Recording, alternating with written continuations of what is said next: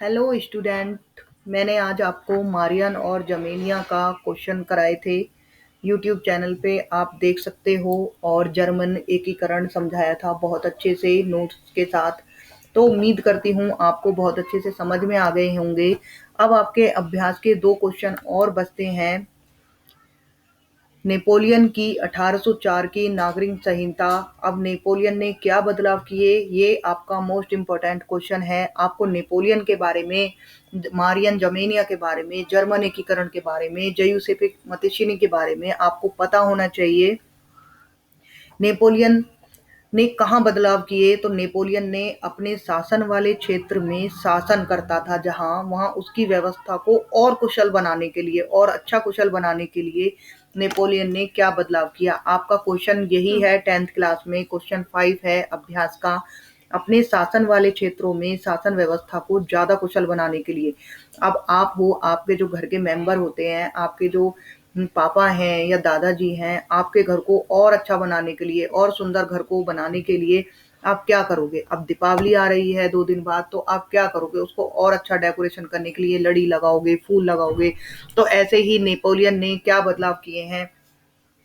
तो Napoleon France का सम्राट था, ये आपको पता होना चाहिए। नेपोलियन कहाँ का सम्राट था, नेपोलियन फ्रांस का सम्राट था। उसने अपने शासन वाले क्षेत्रों में शासन व्यवस्था को कुशल बनाने के लिए बहुत अच्छे अच्छे काम किए।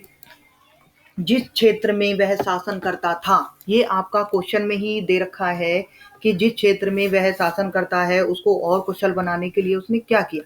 तो नेपोलियन फ्रांस का सम्राट था, जिस क्षेत्र में वह शासन करता था उसकी शासन व्यवस्था को कुशल बनाने के लिए कुछ क्रांतिकारी सुधार किए।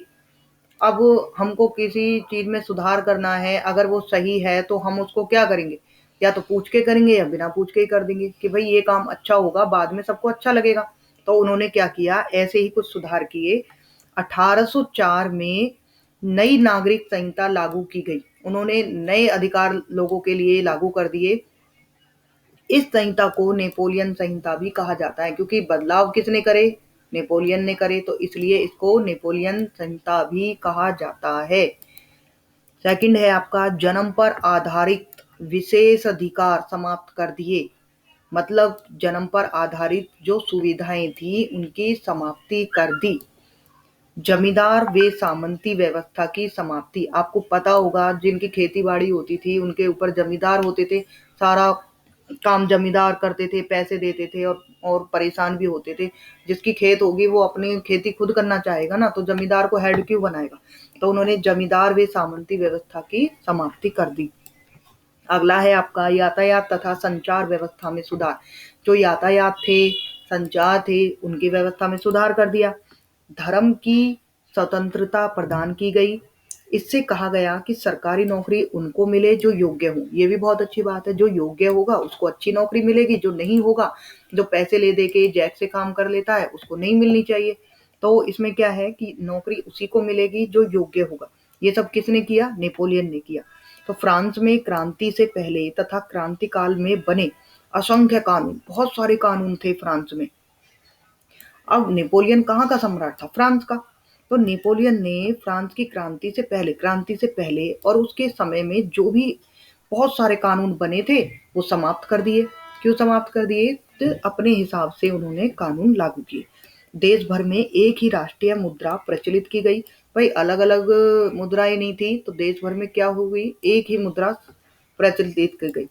इसमें इससे भी व्यापार को बढ़ावा मिला, क्योंकि अब हमारे यहाँ पे है एक ही जैसे पैसे हैं, सब उन्हीं रुपए पैसे इनसे, तो क्या है सब जगह एक ही जैसी मुद्रा हो गई। भाई सबको समझ में भी आने लगा और व्यापार में बढ़ावा मिलने लगा। अगर कोई कहीं से व्यापार करने आ रहा है तो वो क्या करेगा, दूसरे तरफ की मुद्रा लाएगा, वो उसकी लेगा नहीं क्योंकि चेंज करने पड़ेंगे। तो उन्होंने क्या करा, ये सारा सिस्टम बंद कर दिया और इससे एक ही जैसी मुद्रा चला दी और इससे भी व्यापार को बढ़ावा मिला। लास्ट है आपका, नेपोलियन ने प्रशासन के विभाजन को सरल बना दिया। अब आपको पता होना चाहिए नेपोलियन ने ऐसे ही काम किए जैसे आपके बीजेपी सरकार में मोदी जी ने किया, कि भाई क्या है जो नौकरी लग रहे थे कांग्रेस टाइम में कि भाई पैसे ले दे के नौकरी कर रहे हैं, कम पढ़े हैं तो नौकरी कर रहे हैं, तो उनको क्या करा, उनको हटा दिया, और जो योग्य हैं, शिक्षित हैं, जो अच्छे से नॉलेज है जिनको, वो ही उस काम को कर रहे हैं। तो इसीलिए नेपोलियन कहाँ का सम्राट था? फ्रांस का सम्राट था। उसने जहाँ पे वो शासन करता था उसको कुशल बनाने के लिए कुछ काम किए, और जो जो काम किए वो मैंने आपको पॉइंटों में लिख रखे हैं। अगर ये क्वेश्चन 2 नंबर का आता है तो आपको आप लिख दोगे, आपके 6 पॉइंट हैं तो 3 कर दोगे। मगर इसमें लिखने का तरीका ये होता है, अगर आपका 3 नंबर का है तो आप पहले नेपोलियन के बारे में लिखोगे, और फिर 6 पॉइंट है तो उनके 3 पॉइंट लिखोगे, 1 पॉइंट का आधा नंबर। तो आप ज़्यादा लिखोगे तो कोई काटेगा नहीं, मगर आप कम लिखोगे तो उससे आपका नुकसान होगा, कम नंबर मिलेंगे। 6 पॉइंट होंगे तो कितने नंबर मिलेंगे वो आप खुद ही लगा लो। तो कभी भी आपसे कोई क्वेश्चन पूछा जाता है, पहले आपसे नेपोलियन के बारे में पूछा गया तो आप उसकी डिटेल दोगे, फिर आगे उसके बारे में बताओगे उसने क्या क्या किया है। अगला क्वेश्चन है आपका, बाल्कन प्रदेशों में राष्ट्रवादी तनाव क्यों पनपा? अब आपको ना तो ये पता है बाल्कन प्रदेश क्या है, राष्ट्रवादी के बारे में नहीं पता है, तो तनाव के बारे में तो पता है। जब एकदम बोर्ड के पेपर आने वाले होते हैं, कोई टेस्ट होता है, तो आप क्या आ जाते हो, तनाव में आ जाते हो, टेंशन में आ जाते हो। तो इन्होंने कहा है बाल्कन प्रदेश एक प्रदेश है जिसमें राष्ट्रवादी राष्ट्र की तरफ से कुछ तनाव पनपा था। तो आपका सबसे बड़ा बेनिफिट तो ये है, अगर आपको पर्सन समझ में आता है तो आप बहुत अच्छे से उत्तर दे दोगे, उसको लिख दोगे। आप सोच में नहीं बैठोगे कि भाई ये क्या है क्या नहीं है, क्या लिखूं क्या नहीं लिखूं। तो आपका सबसे अच्छा तरीका ये है कि आप पर्सन को अच्छे से समझें। अब मैंने तनाव पॉइंट बताया है तो तनाव पे ध्यान दें। अब मैं आपको पढ़ाती हूँ। 1871 में पश्चात बाल्कन प्रदेश यूरोप में गंभीर राष्ट्रवादी तनाव का मुख्य स्रोत था। तो सबसे पहले इन्होंने कहा 1871। तो आपको मैं बहुत अच्छे से, जब आपका ये लेसन कंप्लीट तो हो गया है, मगर मैं बहुत अच्छे से आपको सन याद करने का तरीका बताऊंगी जिससे आप यह कर सको। तो 1871 के पश्चात बाल्कन प्रदेश में यूरोप में गंभीर राष्ट्रवादी तनाव था। किससे तनाव था? यूरोप में। सेकंड है आपका, मुख्य कारण रूनामी राष्ट्रवाद का उदय था। इन क्षेत्रों में भौगोलिक, जातीय और सांस्कृतिक भिन्नताएं थी। तनाव किस चीज का होगा? जब हमारे यहाँ की भौगोलिक स्थिति, जातीय और सांस्कृतिक क्या होंगी? अलग अलग होंगी।